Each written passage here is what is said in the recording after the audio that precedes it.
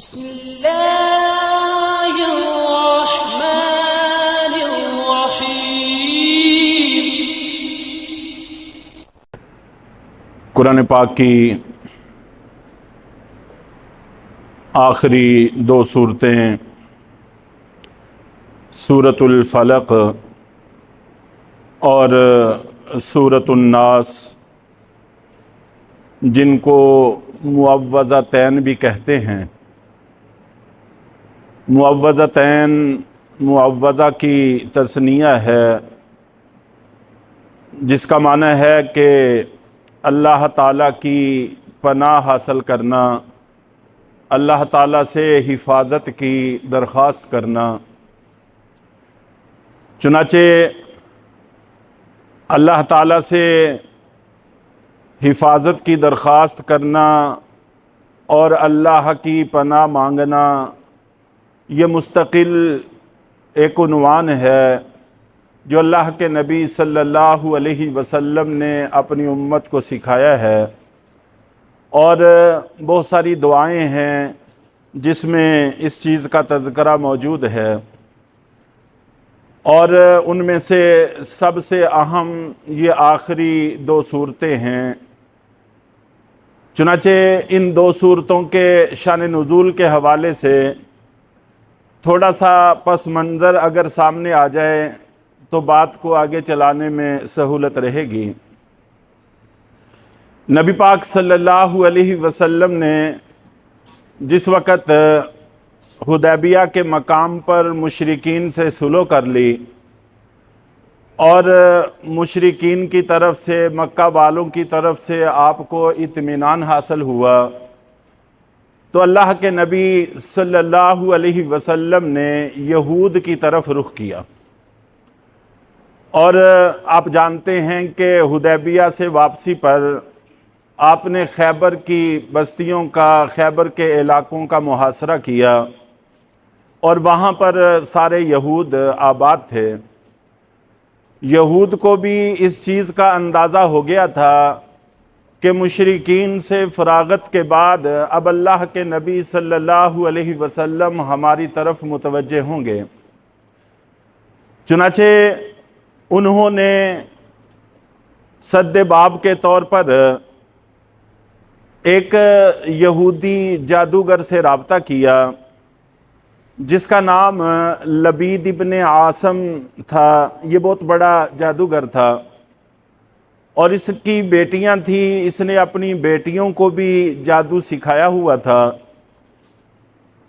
یہود نے ان کو 3 اشرفیاں یعنی 3 سونے کے سکے دیے معاوضے کے طور پر کہ ہم نے بہت کچھ کیا، بڑی سازشیں کیں، بڑے پروگرام ترتیب دیے، اور آپ جانتے ہیں کہ غزوہ احزاب میں بھی سارے کفار قبائل کو جمع کر کے لانے والے یہی لوگ تھے، اور مدینہ پر چڑھائی کی گئی اور بہت بڑا لشکر تھا۔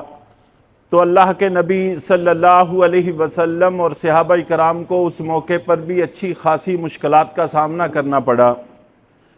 تو ان یہود نے کہا کہ ہم نے بہت سازشیں کی، بڑے پروگرام ترتیب دیے، لیکن ہم اسلام کا راستہ نہیں روک سکے، اس لیے تم اگر کچھ کر سکتے ہو تو اس حوالے سے کرو تاکہ یہ سلسلہ رک جائے، منقطع ہو جائے۔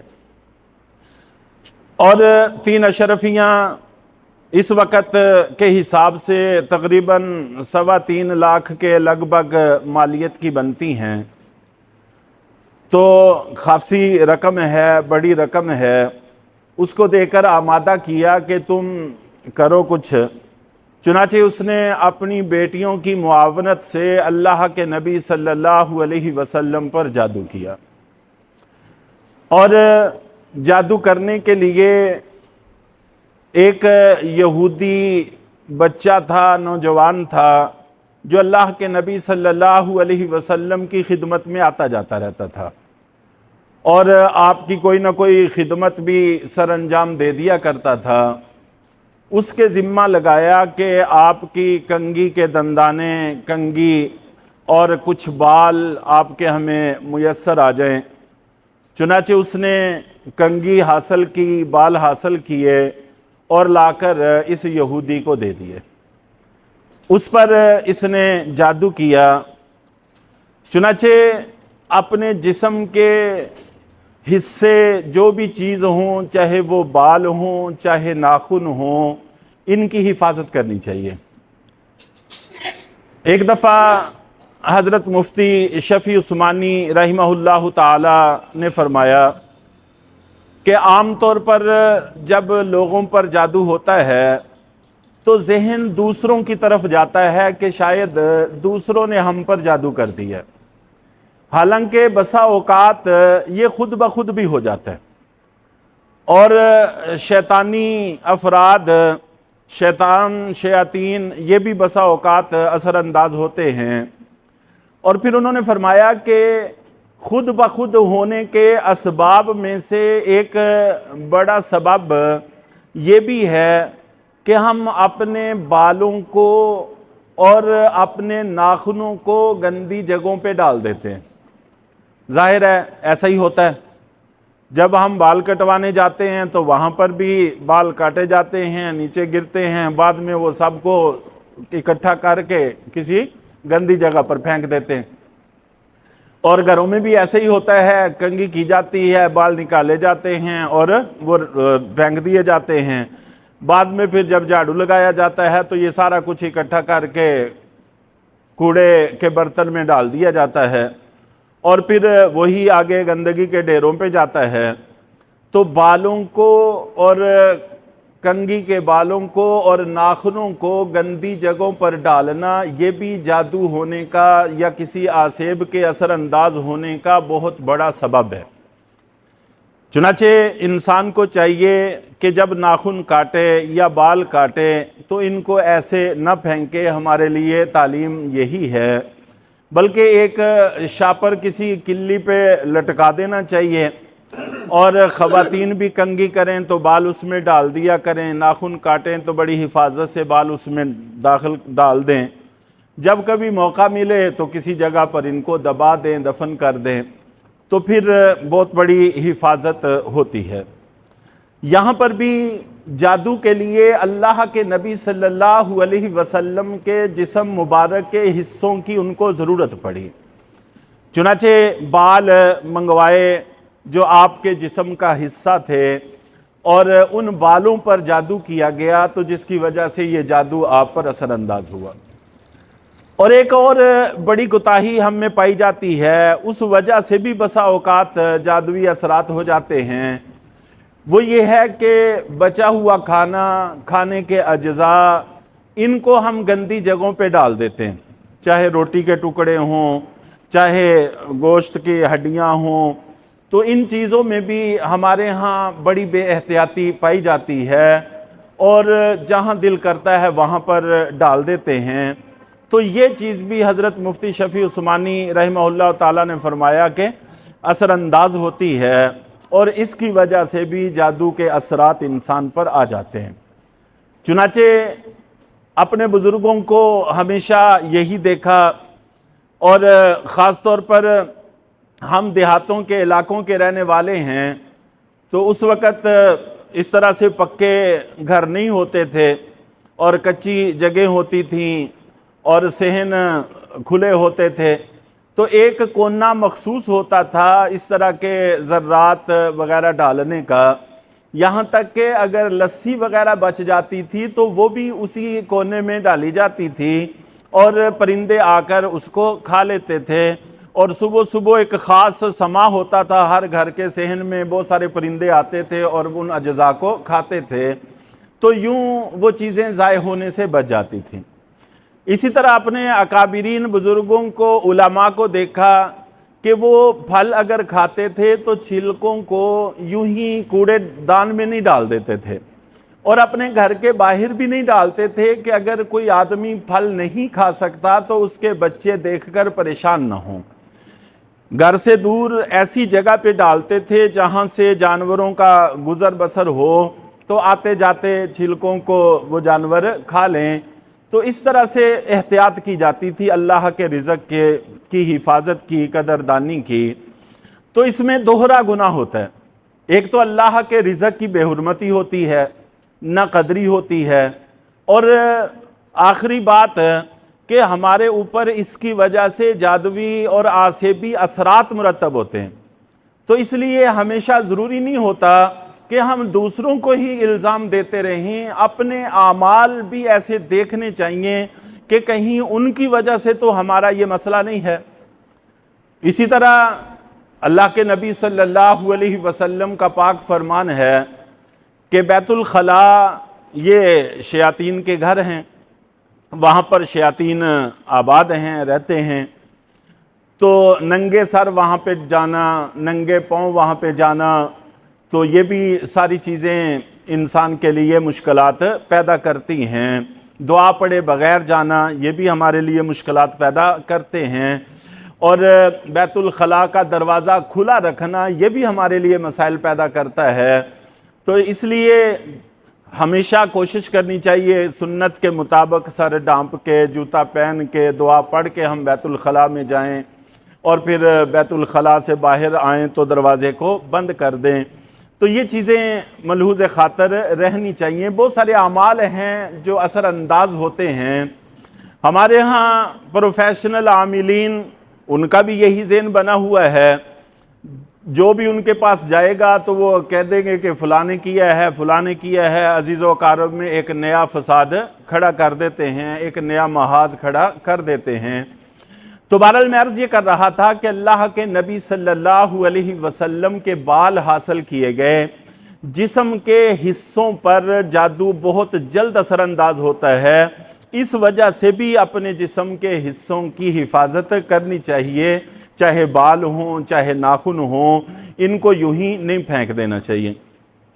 اور ضمن میں ایک بات ذہن میں آ گئی کہ بچپن سے ہی ہم لوگ دیکھتے آ رہے ہیں کہ کنگھی کے بال خواتین کے خریدے جاتے ہیں، گلی محلوں میں روز اعلان ہوتے ہیں اتنے ہزار روپے کلو، اتنے ہزار روپے کلو، اور ظاہر ہے کہ یہ لوگ آتے ہیں اسی وجہ سے آتے ہیں کہ لوگ ان کو بیچتے ہیں۔ اگر ایک چیز ان کو میسر ہی نہیں آئے گی، ایک دفعہ آئیں گے، دو دفعہ آئیں گے، چار دفعہ آئیں گے، پھر آنا بند کر دیں گے۔ تو روز مرہ باقاعدگی کے ساتھ ان چیزوں کا گلی محلوں میں اعلان ہونا یہ دلیل ہے اس بات کی کہ ہمارے ہاں بال بیچے جاتے ہیں۔ قطع نظر اور سارے فسادات کے ایک یہ مسئلہ بھی شرعی ہے کہ انسانی اعضاء میں سے کسی بھی چیز کی خرید و فروخت حرام ہے، اس سے حاصل ہونے والی آمدن کمائی صریح حرام ہے، جس کا استعمال جائز نہیں ہے۔ چنانچہ انسان کی عظمت، اس کی شرافت کا تقاضا یہ ہے، ساری کتابوں میں یہی بات لکھی ہوئی ہے کہ اس کی عظمت اور اس کی شرافت، اس لیے کہ اللہ نے اس کو اپنا خلیفہ بنایا ہے، اپنا نائب بنایا ہے، اور کل کائنات کو اس کے لیے بنایا ہے، اس لیے اس کی ایک اپنی ذاتی شرافت ہے جو اللہ نے ان کو عطا کی ہے۔ تو اس کا تقاضا یہ ہے کہ اس کے اعضاء کی خرید و فروخت نہ ہو اور اعضاء کو بیچا نہ جائے۔ تو یہ حاصل ہونے والی اس سے آمدن صریح حرام ہے، ناجائز ہے، اس کی قطعاً کوئی اجازت نہیں ہے، اس سے بھی گریز کرنا چاہیے۔ اور گھروں میں خواتین کو، بچوں کو یہ بات سمجھانی چاہیے، جب گھر میں حرام کمائی شامل ہونے لگ جاتی ہے تو یہ حلال کو بھی لے ڈوبتی ہے، تو اس لیے کوشش کرنی چاہیے۔ بہرحال انسانی اعضاء میں سے کسی بھی حصے کی خرید و فروخت جائز نہیں ہے، اس سے گریز کرنا چاہیے۔ میں عرض یہ کر رہا تھا کہ اللہ کے نبی صلی اللہ علیہ وسلم پر جادو ہوا، اور لبید ابن عاصم یہودی نے کیا، اور یہ یہود کی ایک بڑی سازش تھی کہ ہم نے ہر طریقہ آزما کے دیکھ لیا ہے اسلام کی روک تھام کے لیے، لیکن کوئی طریقہ کارگر ثابت نہیں ہوا۔ چنانچہ جادوگر کو خریدا گیا اور اس کو بڑی رقم دے کر آمادہ کیا گیا کہ وہ آپ پر جادو کرے۔ اس نے اللہ کے نبی صلی اللہ علیہ وسلم کے استعمال کی کنگھی اور بال حاصل کیے اور ان پر جادو کیا، تو اللہ کے نبی صلی اللہ علیہ وسلم پر اس کا اثر ہوا۔ اور یہ جو کہا جاتا ہے کہ جادو برحق ہے، جادو برحق ہونے کا یہ مطلب نہیں ہے کہ جادو کرنا جائز ہے، نہیں، اس کا اثر ہو جاتا ہے، یہ معنی ہے اس کے برحق ہونے کا، وگرنہ جادو کرنا کفر ہے۔ اور جو بھی بندہ جادو کرتا ہے تو وہ کفر کے دائرے میں داخل ہو جاتا ہے، اس لیے کسی صورت بھی یہ جائز نہیں ہے۔ تو بہرحال اللہ کے نبی صلی اللہ علیہ وسلم کو اس سے بڑی اذیت ہوئی، اور آپ یہ محسوس کرتے تھے کہ گویا کہ مجھے کسی چیز نے جکڑا ہوا ہے، اور بڑی بندش اور گھٹن محسوس کرتے تھے۔ اور انبیاء کرام کے بارے میں یہ بات بھی طے شدہ ہے کہ پوری دنیا کے جادوگر بھی جمع ہو جائیں تو فرائض منصبی متاثر نہیں کر سکتے۔ کسی بھی نبی کے فرائض منصبی جو رسالت اور نبوت سے متعلق معاملات ہیں ان کو متاثر نہیں کر سکتے۔ ہاں، آپ کے جسم پر اثر انداز ہو سکتے ہیں جس کی وجہ سے دنیاوی معاملات متاثر ہو سکتے ہیں۔ چنانچہ ایک تو آپ یہ محسوس کرتے تھے کہ بڑی گھٹن ہے، جیسے کسی چیز نے میرے ذہن کو جکڑا ہوا ہے، اور حضرت عائشہ صدیقہ رضی اللہ تعالیٰ عنہ بیان کرتی ہیں کہ دوسرا آپ یہ محسوس کرتے تھے کہ اگر کوئی کام نہیں کیا ہوتا تو آپ سمجھتے تھے کہ میں نے کر لیا ہے، اور بسا اوقات ایسے ہوتا تھا کہ کام کیا ہوتا تھا اور آپ سمجھتے تھے کہ میں نے وہ کام نہیں کیا۔ تو آپ کے اس طرح سے ذہن پر یہ چیز اثر انداز ہوئی۔ ایک دفعہ اللہ کے نبی صلی اللہ علیہ وسلم نیند اور بیداری کے درمیان میں تھے، تو آپ کے پاس دو فرشتے اللہ نے بھیجے، ایک آپ کے سرہانے کی طرف بیٹھ گیا اور ایک آپ کے پاؤں کی طرف بیٹھ گیا، اور آپس میں انہوں نے مکالمہ کیا، گفتگو کی۔ یہ حدیث شریف کے اندر پورا مکالمہ موجود ہے۔ تو ایک نے پوچھا کہ ان کو کیا ہوا ہے، دوسرے نے کہا کہ ان پر جادو ہوا ہے۔ تو پھر پوچھا کہ جادو کس نے کیا ہے؟ تو اس نے بتایا کہ لبید ابن عاصم یہودی ہے، اس نے جادو کیا ہے۔ پھر اس پوچھنے والے نے پوچھا کہ کس چیز پر کیا ہے؟ تو بتایا کہ آپ کے استعمال کی کنگھی اور آپ کے بالوں پر کیا ہے۔ اور اس نے پوچھا کہ یہ جادو کہاں پر کیا ہے؟ تو بتایا کہ فلاں جگہ پر ایک کنواں ہے، اس کے اندر چٹان کے نیچے یہ سارا کچھ رکھا ہوا ہے۔ چنانچہ اللہ کے نبی صلی اللہ علیہ وسلم اٹھے اور آپ نے بتایا کہ عائشہ مجھے پتہ چل گیا ہے کہ میرا مسئلہ کیا ہے، اور مجھ پر جادو ہوا ہے، اور یہ بھی بتا دیا گیا ہے کہ وہ کہاں پر ہے۔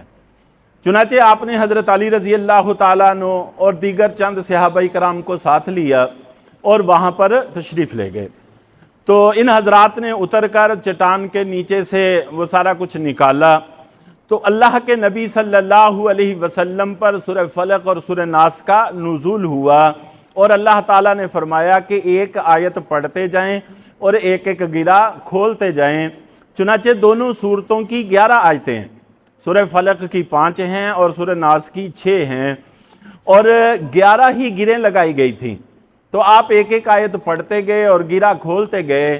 چنانچہ جیسے ہی گرہ کھلتی چلی گئیں اور آپ کی طبیعت آپ کو محسوس ہوتی تھی کہ آزاد ہو رہی ہے، اور جیسے ہی ساری گریں کھل گئیں تو آپ نبی پاک صلی اللہ علیہ وسلم سے وہ سارا اثر زائل ہو گیا۔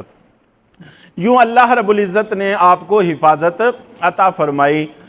تو اللہ کے نبی صلی اللہ علیہ وسلم کے ساتھ یہ وقوع ہونا در حقیقت آپ کی قیامت تک آنے والی امت کے لیے ایک سبق ہے کہ جادو کے اثرات ہو سکتے ہیں، اور جن جن چیزوں کی وجہ سے از خود جادو ہو جاتا ہے ان چیزوں کا بھی میں نے تذکرہ کیا۔ تو ان سب کا علاج اللہ نے اتارا ہے کہ سورہ فلق اور سورہ ناس کا ورد کیا جائے۔ اور آپ جانتے ہیں کہ بیماری جتنی سخت ہوتی ہے تو پھر ظاہر ہے کہ دوائی کی پاور بھی اتنی زیادہ بڑھانی پڑتی ہے۔ تو بسا اوقات تھوڑی دفعہ پڑھنے سے کام چل جاتا ہے، اگر اس سے نہ چلے تو مقدار کو بڑھانا چاہیے، پھر نہ کام چلے اور مقدار کو بڑھانا چاہیے۔ تو اس طرح سے علاج اللہ تعالیٰ نے ہمیں عطا فرما دیا ہے، اس کا اگر ہم اہتمام کرتے رہیں گے تو انشاءاللہ العزیز ساری زندگی بھی کوئی چیز اثر انداز نہیں ہوگی۔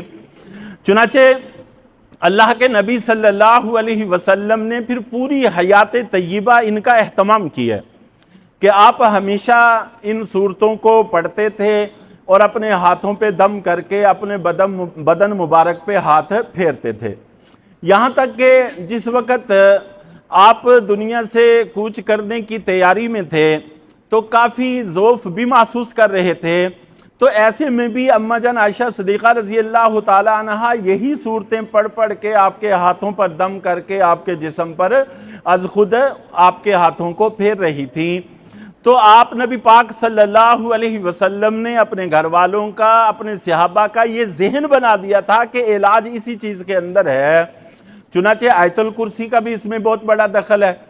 آیت الکرسی سے بھی شیطانی قوتیں دبتی ہیں، ڈرتی ہیں، اس کو بھی ساتھ ملا لینا چاہیے۔ اور لا حول ولا قوت الا باللہ العلی العظیم، یہ بھی بڑی مؤثر چیز ہے، اس کو بھی ساتھ شامل کر لینا چاہیے۔ تو کم سے کم 7 دفعہ صبح، 7 دفعہ شام، یہ تو کم سے کم مقدار ہے جو ہر نارمل آدمی کو کرنی چاہیے، جس کو کوئی مسئلہ نہیں ہے اس کو بھی کرنی چاہیے، یہ تو غذا ہے۔ اور جو بیمار ہے، جس کو مسئلہ ہے، اس کو اس کی مقدار بڑھانی چاہیے، 11 دفعہ کر لے، 21 دفعہ کر لے، 41 دفعہ کر لے، تاک عدد اللہ کو پسند ہے۔ اور اگر پھر بھی نہ کام چلے تو 101 دفعہ ان کی مقدار کر لے، اور اگر پھر بھی نہ چلے تو صبح شام 2 مرتبہ کر لے، تو انشاءاللہ العزیز ہر شیطانی قوت اس سے دب جائے گی اور اللہ تعالیٰ شفا عطا فرمائیں گے۔ تو یہ خزانے ہمارے پاس موجود ہیں، ان کا تلفظ بھی صحیح کرنے کی کوشش کرنی چاہیے، پھر صحیح تلفظ کے ساتھ ان کو پڑھنے کا اہتمام کرنا چاہیے۔ انشاءاللہ العزیز ہر شیطانی طاقت سے اللہ تعالیٰ حفاظت فرمائیں گے۔ اللہ تعالیٰ ہم سب کو عمل کی توفیق عطا فرمائیں۔